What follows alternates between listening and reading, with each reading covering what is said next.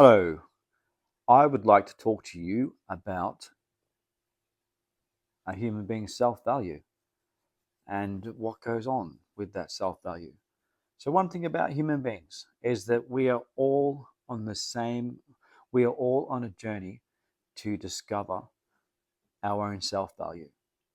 Okay, because not that many people are necessarily given a great self value. We're not worthy, not good enough, and all this deal, all these various different things. I'm sure people know about that and we feel that. But the thing is, that different things can happen. Like, say you encounter someone and they're really crappy towards you, and like so, every situation that we come across in life is an opportunity, as it is, to either give away our power and idea of self value to that person or to that situation. Otherwise, we can do what's better than that, and we can choose to reclaim our value as in say no. It's like, no, I'm valuable as a human being, I'm valuable as a person, separate to whatever's going on with whatever's going on in that situation. Like, I think about, like, we talk about socials and people making, say, negative comments and stuff like that, yeah. And like, you can take that to heart and it's like, shit, what's that going on? It's like, you think about it, everything, when someone says something bad to you or whatever, there's so many different things that chip away at our self value, or they trigger us, to make a response, or to, like to go the situation and stuff. And it's like, so it's teaching us to buy out of it, to buy out of that game of doing that.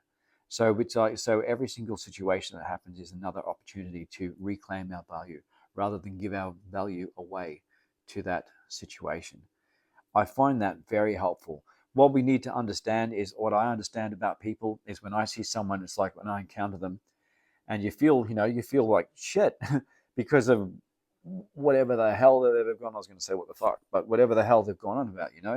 But the thing is, I think to myself but then I think to myself, hey, I stop for a minute and I think, hey, that person was in a crappy time.